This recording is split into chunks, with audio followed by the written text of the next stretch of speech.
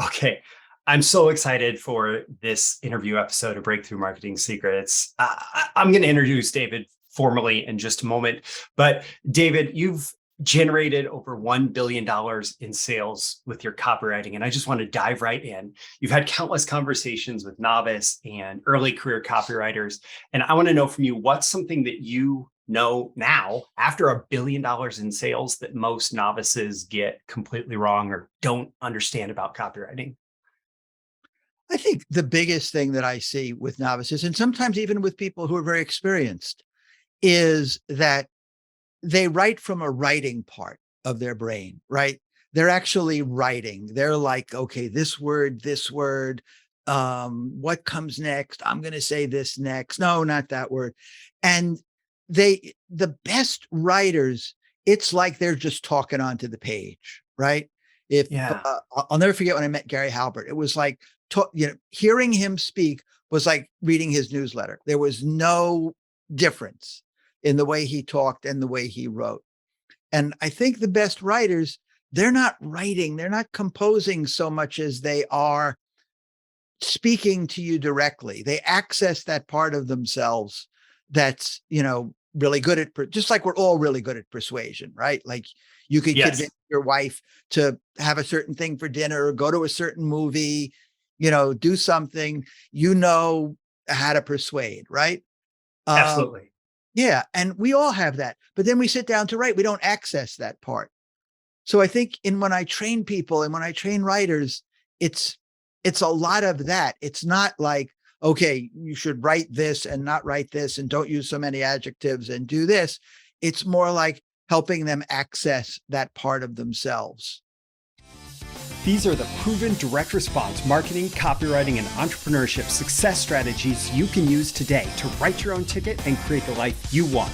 I am Roy Furr, and this is Breakthrough Marketing Secrets. Now, here's today's breakthrough. Okay, I have more thoughts and I want to go deeper down that rabbit hole, but now's the point where I'm supposed to do the formal introduction. So let's do your bio. David, thank you for being on. Who is David Deutsch? If you don't know, like if you're in the copywriting world, and I still remember when Ken McCarthy said, "Do you know who Gary Bencivenga is?" And I didn't, and he's like, "Okay, you need to know." Well, I feel that way about introducing you too, David. So David started his career on Madison Avenue at David Ogilvy and Mather, one of the top advertising agencies in the world. He's been a creative director at both traditional advertising agencies and a large direct response agency. He became one of the go-to A-list writers for boardroom and bottom line publications. And he's had as many as 6 controls in the mail for them at one time, and is responsible for one of their most successful launches ever. His promotions have sold over $1 billion worth of goods and services. He's a master of and has had huge successes in all forms of direct response. So, came up in direct mail, but it's been envelope and maglog mailings, internet sales letters and promotions, video sales letters for products, everything from Maxwell's House Coffee and American Express to MIT and Caltech to dog collars and diapers. He's written for virtually all the major health and financial publishers: Boardroom, Rodale, Agora, Investor Place, Soundview, Healthy Directions, Barton Publishing, as well as many leading supplement marketers, including Beverly Hills MD, which is one of the Golden Hippo brands. For a book on, he says, the deadly dull subject of estate planning, he did a promotion that was so interesting and compelling that the book became one of Boardroom's best-selling books ever. He was on the faculty of the famous and infamous Gary Halbert Key West College of Millionaires seminars. You didn't have this in the bio, but you are one of the Mount Rushmore of Titan copywriters from the Titans of Direct Response. David has mentored, coached, trained, and creative directed writers and copy teams in the US and around the world, including Germany, China, Singapore, England, Colombia, Brazil, Scotland, and Romania. Geez, I have to catch my breath. He's the author of an acclaimed course on creativity, which is being updated and to be re-released soon, as well as a book on marketing, and co-authored a guidebook to Bermuda. And he's also known for his killer impersonations: Bob Dylan, Bullwinkle, Walter Brennan, Barney and Ethel Merman, for winning an impromptu juggling contest at an AWI dinner in Delray Beach, and for a mean La Bamba, which I actually saw Henry Bingham's cell phone video of you in Paris doing La Bamba at at a private party in Florida. So, I thought I paid him not to show that. I don't know. I must have not made my annual payment to him. That private. Oh, yeah. So that writing tidbit in the beginning, um, what I was thinking there um, is there's a performative aspect that we learn to Mhm. writing, and it seems like the more you can get out of your own way, and this is something that clearly you're teaching copywriters to do, the more you can get out of your own way from the perspective of I have to perform this, the better copy you're going to write.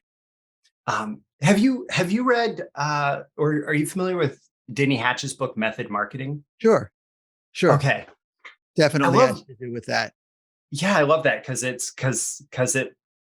it showed examples of, Bill Bonner, um, Mhm. great copywriter, and how as a copywriter he's able to sit down and write great copy, but also how people who weren't copywriters, who weren't hamstrung by the knowledge of what copywriting is supposed to be, were able to do that. Mhm. Um, okay, so let's go back. A few weeks ago, you published a video. I think it started as a TikTok video, and that's what I felt like allowed me to break the wall and say, "Hey, David, would you be willing to come talk to me on Zoom for a little bit so I could do a podcast interview with you?" And you explained an exercise on learning to write better copy that I just thought was brilliant, like a better exercise than I'd ever heard. And I've studied copywriting exercises to write better. So would you mind sharing that exercise, breaking it down, and maybe we can dive into what you think makes it so effective? Yeah, sure. People I think are familiar with the idea that, hand copying copy, right? And that's Yeah. very good for you. You hand copy. Even memorizing copy can be very good for you. It really, gets it in your brain. Um, but there's like an element in between memorizing and hand copying, right? And that is to review something and get kind of an outline of it, right? Okay, it opens like this, it goes here, then it goes here, then there's the offer or whatever it is. Even if it's only a couple of paragraphs, you can kind of say what each thing is, right? And Yeah. then you study the copy. Okay, let me get clear. How does he do this? Okay. And then it's like, okay, now you do it, right? You write it based on that. And So it's so interesting to do that because you see it's not as easy as you think it's going to be, right? And you yeah. see, how did he make that? How did he go from that opening? How did he then connect that to the product? I can't for the life of me figure out how to do it. And then when you go back to the ad and you see how that great copywriter did it, you learn something in a whole different way, right? Because it was a problem that you tried to work out for yourself. Yeah. So what you're describing is, instead of just hand copying the copy, you have to like dissect it, and you have to see what's going on inside. You have to see, like, okay, this sentence is getting, or maybe not sentence because then it's too tight, but like Right. this section is trying to convey this idea and this section is conveying this idea. And then you're challenging us as writers to try to do that ourselves. Um, so I love the problem solving aspect of it. That's something that you've written about before, that you had the whole course on, like creative problem solving. Right. Um, can you speak to what's going on in our brain as we're trying to work out those problems, or how that's helping us grow in being able to write copy? Yeah. The idea of, I mean, everything is a problem in a certain way, right? How do I sell this thing? How do I open this copy? How do I make the turn from the opening into the product itself, right? How do I Mhm. talk about yet another weight loss supplement, without making people think, oh, another weight loss supplement. I've heard all this before, right? That's Yeah. each time it's a problem. And those problems have all been solved previously, right? Somebody, Brad Howard recently did a thing called Resurge, right? Where he took a weight loss product and he kind of merged it with a sleep insomnia product, right? Because there's a connection between not getting sleep and weight loss, right? The longer Okay. you're up, the more you eat, you wake up in the middle of the night. A lot of the same things that cause insomnia, cause weight loss. So he really made that product unique by kind of combining it with something else, which is a kind of a creativity technique, right? How do you combine two things to make something new? But that was his way of solving that problem, right? Yeah. Another way that he solved the problem before that was with Venus, where he made the weight loss product be for women only, right? Yes. So all of a sudden it became like a new thing. Like, this is made for women because women have very specific. And then that did so well, he made one that was Adonis, which was only for men. So, I like to say that it's hard to learn how to write better, right? Yeah. It's a craft and you got to really devote yourself to it. And there are going to be other people that can write better than you, right? Absolutely. But it's easy to be an expert in the history of weight loss and the different ways that problem has been solved, from a copy point of view, from a marketing point of view, from a creative point of view, by studying things like, what Brad did with Resurge, what Brad did with Venus, right? What did the weight loss ads in the 1920s look like? How were they different from the weight loss ads in the 1930s, the 1940s, the 50s, the 60s, the 70s, right? What's the difference between a weight loss ad from 10 years ago and from today? Because a lot of the biggest problems, I think, with people when they bring me copy is that the copy seems like weight loss copy, financial copy, whatever it is, from 10 years ago, right? Because they don't know how the market has evolved in a, Gene Schwartz level of awareness, however you want to look at it, sort of way, but so that's challenging because you end up in a situation where you both have to know how the market has evolved so you can do something different, but also there are opportunities because things go around in cycles. I mean, 80s fashion is back in, right? And it could be that the 2012 weight loss or financial messages don't make sense today, but well, I shouldn't even talk about the stock market. But a message from another decade prior or another decade prior is just waiting for its turn back around on the cycle. So so history can teach us both ways, right? It can teach us what not to do today because it's too familiar, and what has dropped out of awareness to come back in. Yeah, that's a great point. And sometimes it's not as simple as doing the exact same thing. Sometimes it's like, okay, I can take this element from 1920s, ads, but I can modernize it. Because obviously today we've got a very different sensibility about advertising, right? There's a modern sensibility of, we're kind of hip to advertising, right? So advertisers now talk to us more like, hey, we know, we're trying to sell you something, but we're cool and we're going to be upfront about it. And, hopefully if you feel like it, maybe you'll buy from us. You know what I mean? It's a little bit of that, but just to say that there's a lot of possibility for taking things from the past, if you're intelligent about it, and bringing it up to date, combining it with certain modern, with modern things. Yeah, doing a nice little mashup there. So a couple of things that I really liked, going back to that exercise, a couple of things that I really liked about it is one, like, practice as a copywriter, practice going through that process of how am I going to word things? How am I going to present an idea? How am I going to solve this problem? That's a useful thing. But I think what's missing, so this is both where you exactly hit what I try and teach copywriters to do, and you took it one step further. I think what's missing from so many people when they try to do the handwritten thing is it becomes a mindless Sure. monotonous task, right? And so you're challenging writers to study what I've called the deep structure. I think you called it something similar, but this underlying structure, like what is being said, what order are they saying it in, how does one point build on another? You're challenging them to pull that out and then take it one step further by using that to write their own ad. So can you speak to like the importance of the underlying structure and not the superficial words of the copy, and how you think about that? Yeah, I mean, I think one of the things that makes good copywriters, right, is the ability to zoom in and zoom out, right?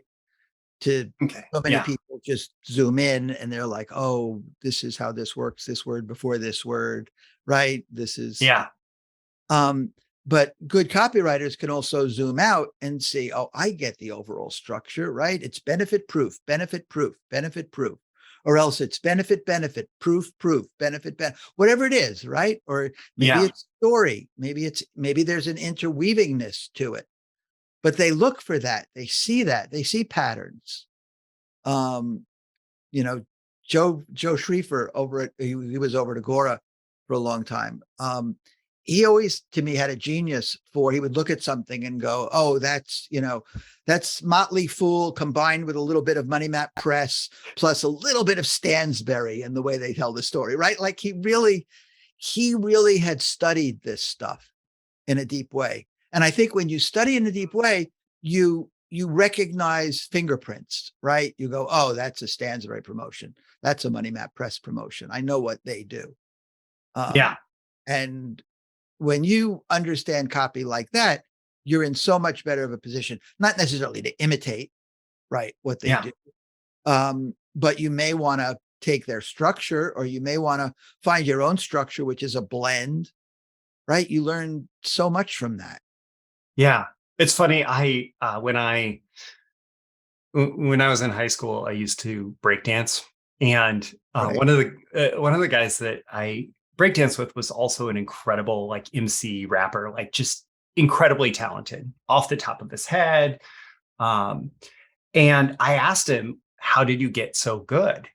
And he said that he just started memorizing different people's work. And so he memorized this group or this person's work and this person's work and this person's work and this person's work. And he says, at some point, when you have practiced all their styles to the point that you sound like each of them as you do their stuff, all of that kind of smashes together in your own style.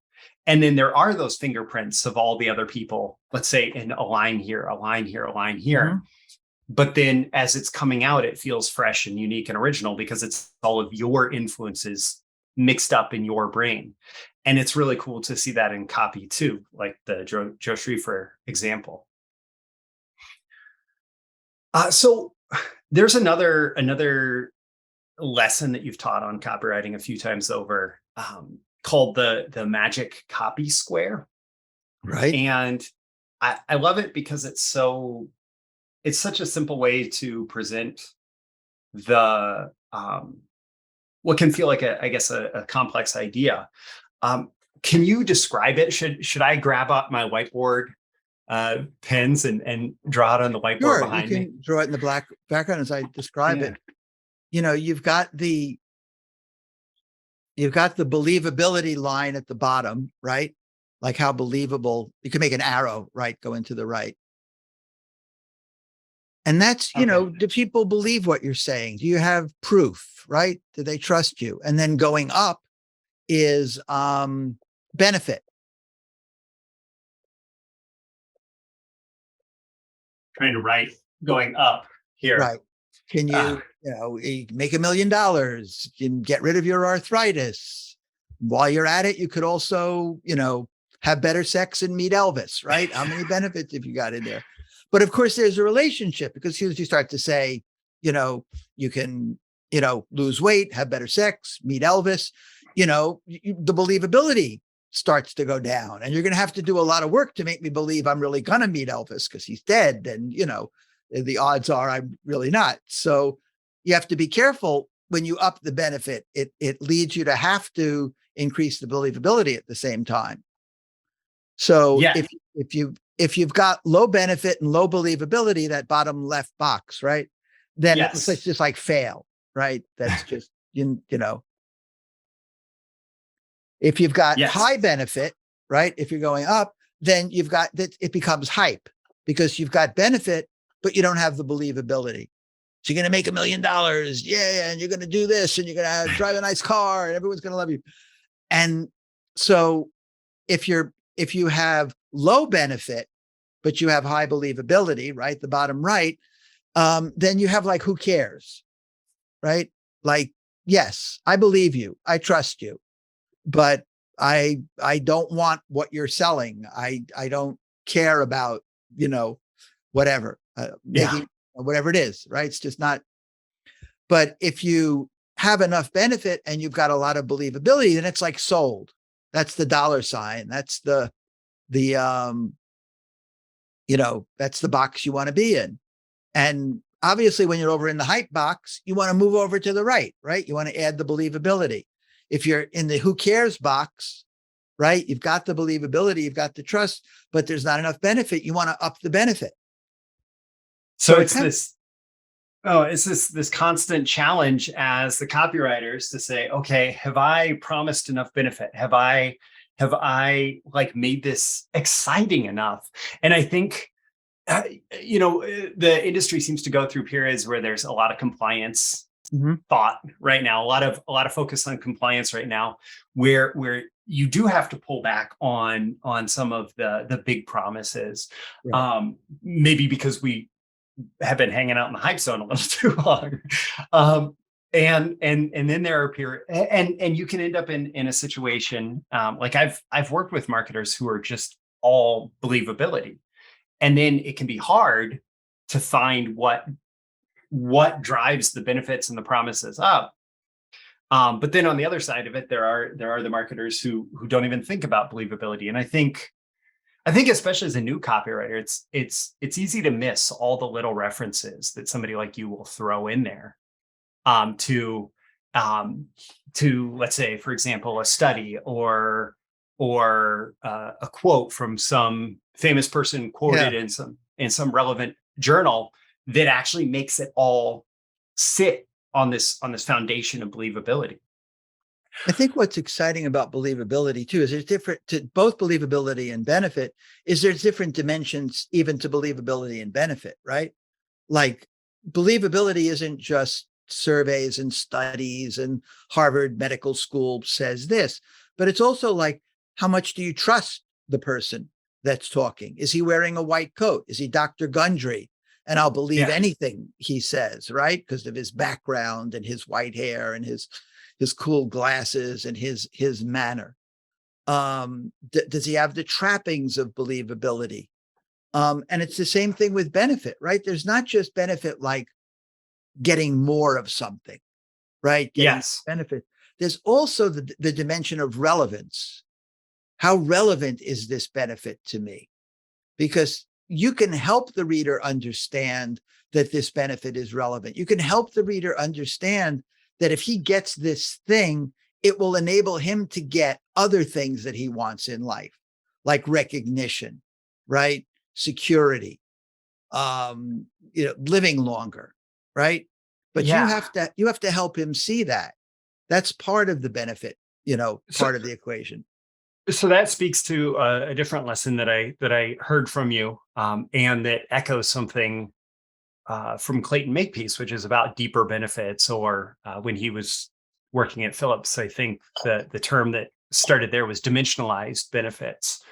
Right. So could you speak to,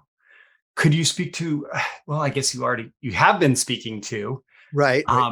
How taking benefits deeper into someone's life beyond the maybe the initial payoff. How do you work that into copy? Well, the easiest way to do that is just to use the "and that means," right? Okay. Or so what, right? So what? Well, here's what, so what, right? And that means this, right? And the this is just to take it deeper, to dimensionalize it, right? You'll make more money. Well, so what? What does that mean? Well, you'll make more money, so you'll be able to buy more of the things that you want in life, right? Like that car, that vacation. Well, so what? What does that mean? Well, that means you're going to be happy. It means your family's going to be happy. It means they're going to look up to you. Your neighbors will look up to you. You'll live the life that you want to live. You'll feel like a success, right? Instead of feeling like a failure. You'll get that fulfillment that you've been looking for in life.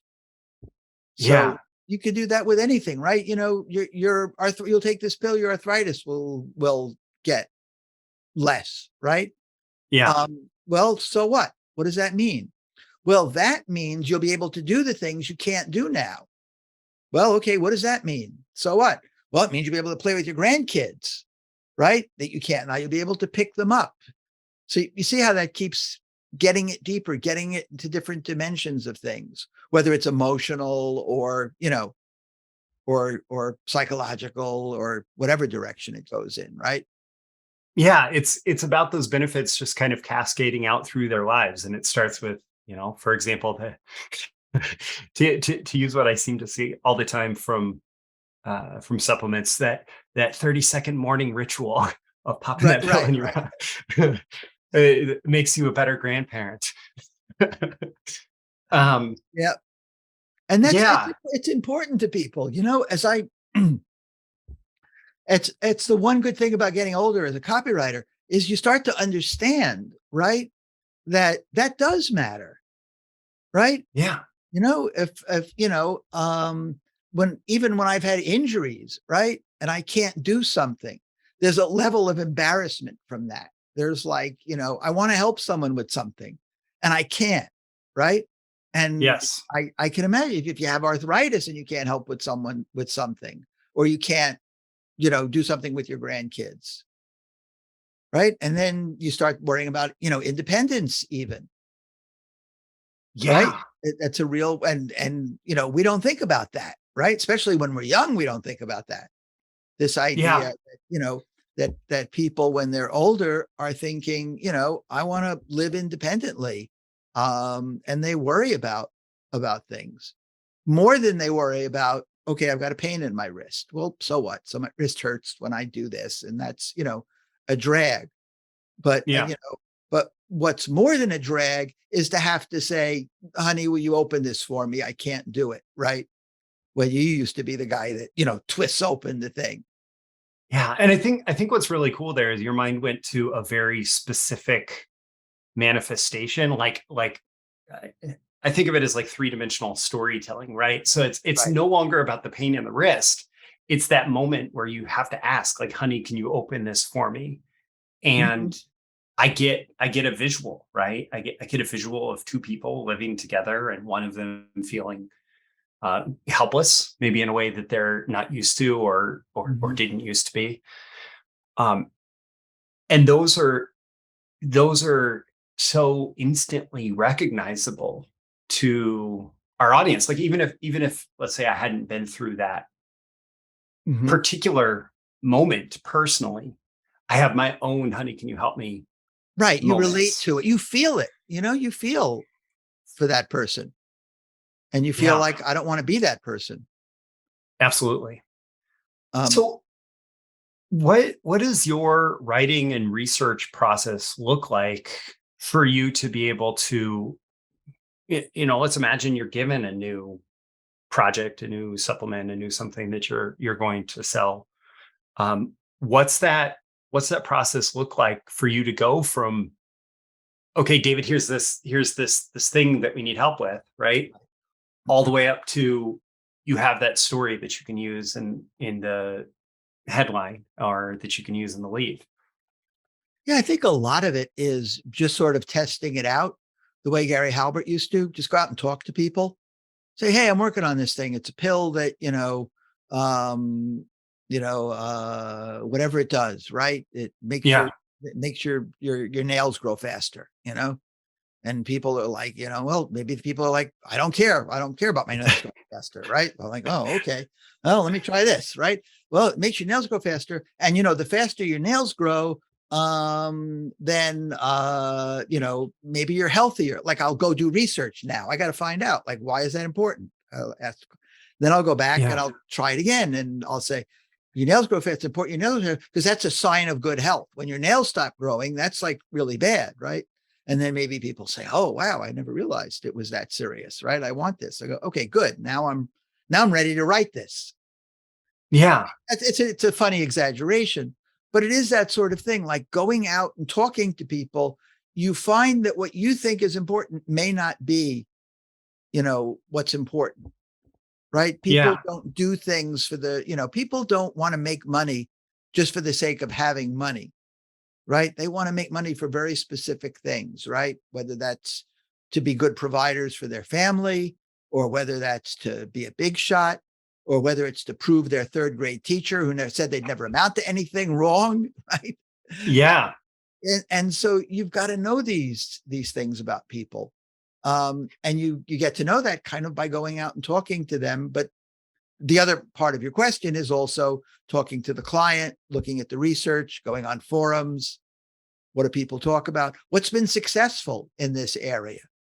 Yeah. Right? Which harkens back to one of your early points, that understanding not just what's going on in weight loss today, what are the top 5 competitors doing, but what was going on in weight loss 20, 50, 80 years ago, right? So, right. But I have to dig into this a little bit, because I will admit I have been guilty as a copywriter of wanting to hang out in my little hole and and not go out and talk to the markets. And I feel way more socially confident today than I ever have. When I got started as a copywriter, it was hard for me to talk to my boss, my clients, much less a total stranger about it. How much time do you spend just and what does it look like for you to confront total strangers, or maybe it's not total strangers, about some of the topics that you write about? Well, a lot of times it's not total strangers, right? Sometimes it's just friends. If you know enough people, there's always someone that fits into some category of, that's close enough to it, right? Somebody has arthritis. Somebody wants to lose weight. Somebody, is looking for a job or a way to make more money. And then sometimes it's just, sometimes you just got to hang out in a doctor's office and talk to people, like Paris has done. Sometimes you got to go to a bookstore and go to that, I've gone to bookstores and gone to that section, and someone will be looking for a book on how to make money online. And I'll go, and I'll just start talking to them like, oh, what are you looking for? That's interesting.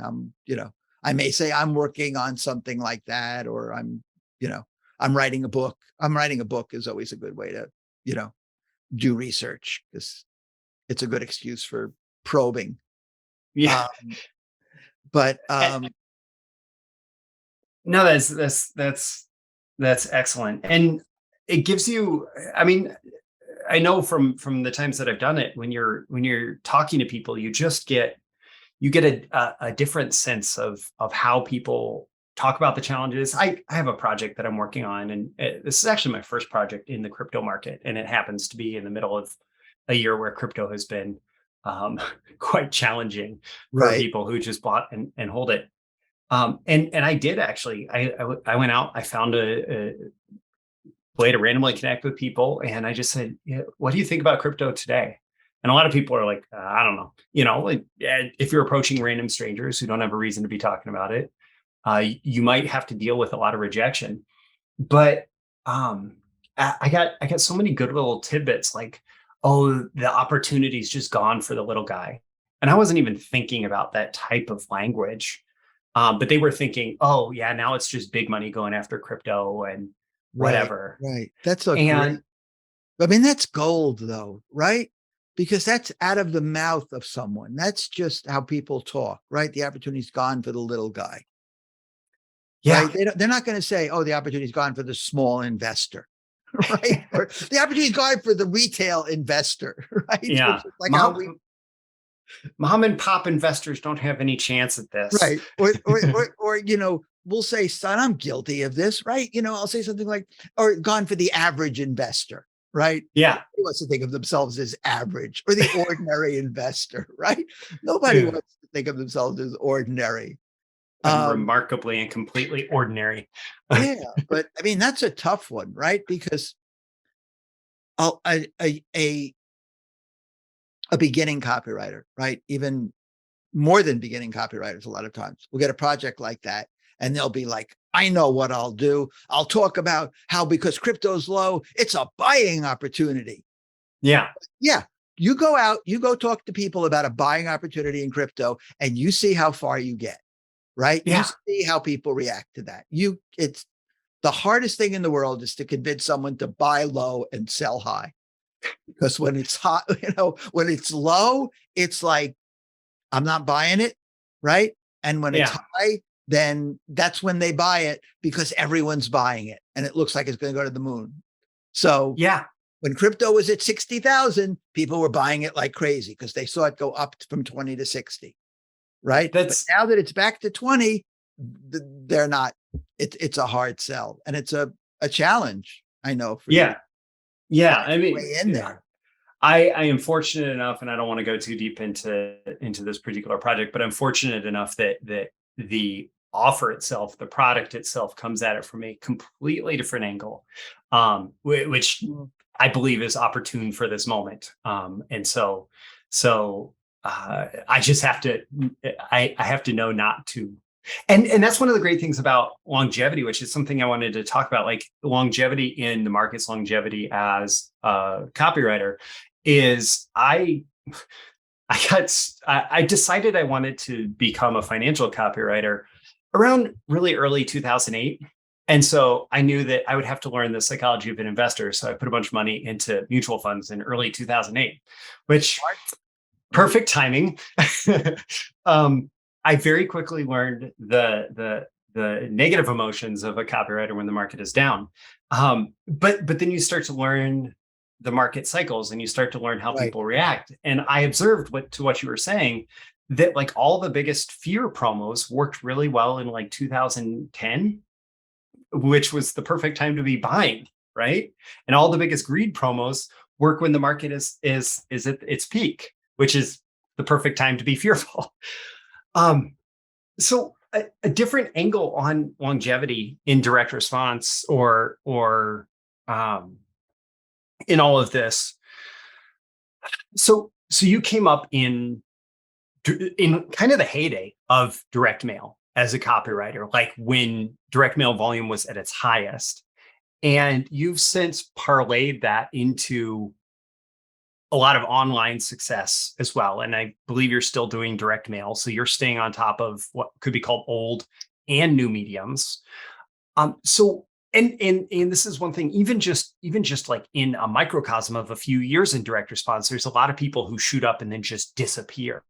Right. So to what do you think you can attribute some of that longevity of your success, not just, short-term success?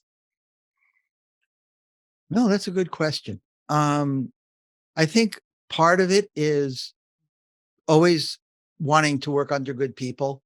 When I was coming up, I worked with Jim Rutz, I worked with John Carlton, I worked with Jim Punkrey.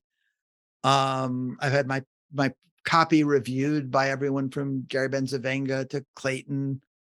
And I learned, from each of those. So I think that's real important. I think, when you're a copywriter, you need a good blend of a little bit of insecurity is a good thing, right? If you think you're great, right, then you're not going to learn, and you're not going to listen when someone says your copy is boring, or your copy is boring in this spot or whatever, right? Yes. Whereas with a little insecurity, you're like, yeah, okay, yeah, what do I need to learn from this? What do I need to change? And you see that in the best copywriters, right? You tell John Carlton his copy is boring, and he'll say, yeah, I knew I didn't quite get this, thanks for confirming it. Okay, I'm going to work on it, right? And so I think that's really important. I think trying to stay current I've Yeah. always kind of had a fear of becoming outmoded. So I've always tried to stay on top of technology, and put myself in a position where I've worked on projects that forced me to learn about different kinds of technology, whether that's Facebook advertising or, email and different web stuff, and, working with Ryan Levesque on survey funnels when he was first doing survey funnels, Yeah. Uh, so I think that's part of it too. I think a lot of people are good at a certain type of copywriting, you know, Okay. and then when they try to do maybe other types of copywriting, sometimes it doesn't work out so well. So maybe they're good at hype, or they're good at selling a certain kind of product to a certain market, but then they sell another product to a different market, or another product to the same market. Doesn't work as well because something else is required. Yeah. And I think I've always tried to have enough arrows in my quiver where I can and maybe it's from starting out in advertising at Ogilvy and Mather, which was it wasn't hypey, right? It was very first class. It valued craft and good writing. Yeah. So I've got a lot of flexibility in terms of, what I bring to writing. Okay. I I would also, well, okay,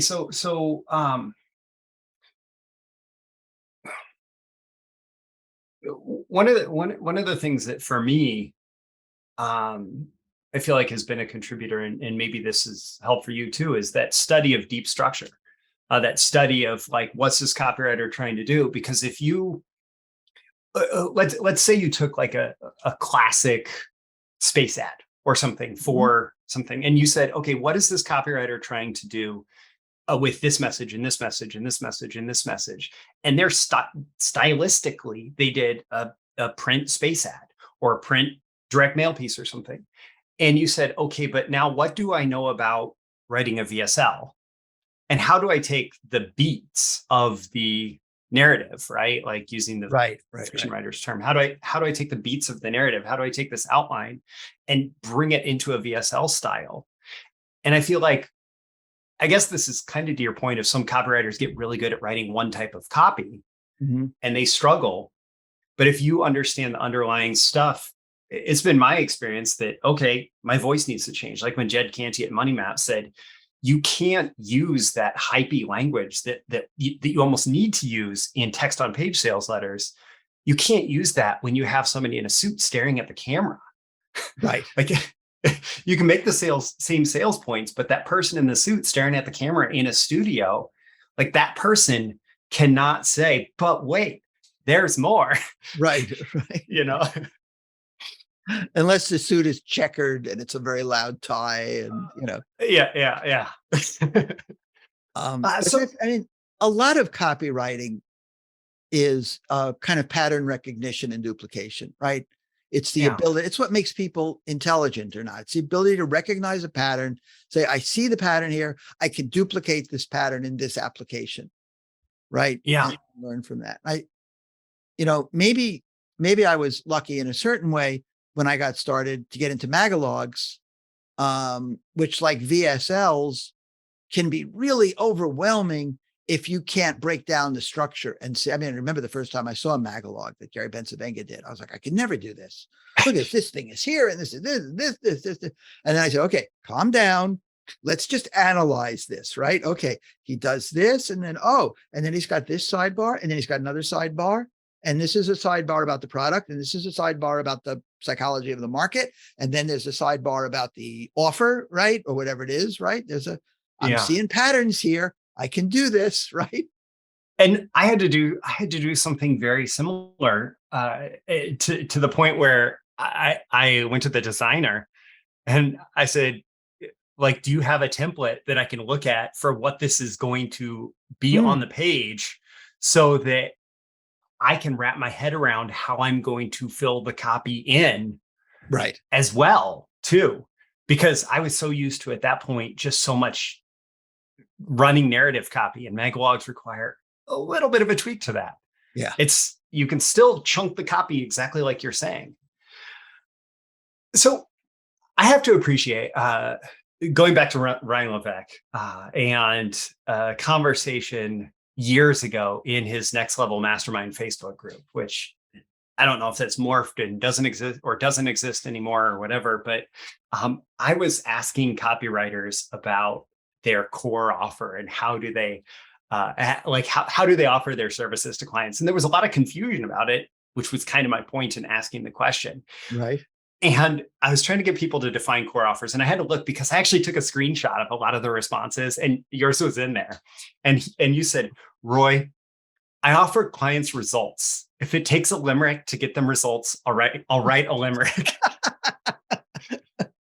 I've forgotten about that completely, although it does sound familiar and it does sound like me. So yeah, I have to appreciate how much you cut through the clutter with that and just focused on results. Mhm. So in all of your career, I suppose that $1 billion in total results generated has been a big driving factor in the ability to consistently get all the work that you desire. Yeah. I mean, I think, again, it probably comes from starting in direct mail, where everything was like, you're being pitted against Gary Bencivenga, you're being pitted against, Paris, whatever it is. And you've got to get results. The results are being measured. I mean, it's true, of course, on the web now as well, right? Usually we get to know results and we can see results, and it's results oriented what we're doing. But there's not the same level of I'll call it pressure of, okay, David, we're going to spend your fee plus $25,000 in direct mail costs to test this. And we're going to spend Gary Bencivenga's fee plus $25,000 in direct mail costs to test it. Right. And whoever is the winner is the one who's going to get the royalties in the end. It's a little more optimization now. It's like, okay, we're going to do this. And if it doesn't work, we're going to tweak this. We're going to do this. We're going to try this and get it to work. Yeah. So obviously you have learned a ton about how to boost response, how to generate results, which I think brings us comfortably into the call to action for anybody who is here and who wants to dive deeper into the world of David Deutsch. And so you have a free report called Copywriting from A to Z, 26 Ways to Boost Response. And it's at your website, davidldeutsch.com. And don't worry if you can't spell that or you wonder about spelling it. It is the first link in the description. David, can you describe what's in that report and why I, as a copywriter, marketer, copywriter entrepreneur, should be interested in diving in? Yeah, that report is, well, just literally what it says, copywriting from A to Z. So it's kind of a little mnemonic device, right? Which is kind of fun. Like A is for, I can't remember what A stands for, but, for every letter of the alphabet, there's a copywriting technique exemplified, by that starts with that letter, right? Yes. And it's 26 ways, therefore, to, from A to Z to boost response. Yes. And I've gone through that report and it's excellent. And so I would encourage anybody who's listening. I mean, David is someone who I learned years ago, about the same time, I think, that I heard about Gary Bencivenga and Clayton Makepeace and some of the true greats of our industry. I learned, pay attention to what David has to say. And I feel fortunate that, we're able to chat here. And I would encourage everybody who's listening or watching to go ahead and just go download that. And David has, of course, like any good copywriter or marketer, more ways that you can go deeper into his world that you would be encouraged to and you would benefit from checking out as well. So again, the website is davidldeutsch.com. The link is in the description. Last name is spelled Deutsch. And David, thank you for joining me for this Breakthrough Marketing Secrets interview episode. Thank you so much. No, thank you for having me. It's been fun talking with you. Excellent. And to everybody who's been watching and listening, thank you for tuning in. And I'll say, don't forget to like and subscribe so you can get more awesome interviews like this. Thank you once again for tuning in to this daily episode of Breakthrough Marketing Secrets. Remember, check out the links with this episode for even more value. Now make sure you like, comment, share, subscribe, and engage in every way you can to keep this show going and growing and delivering daily value to you. I'll catch you soon for your next big breakthrough.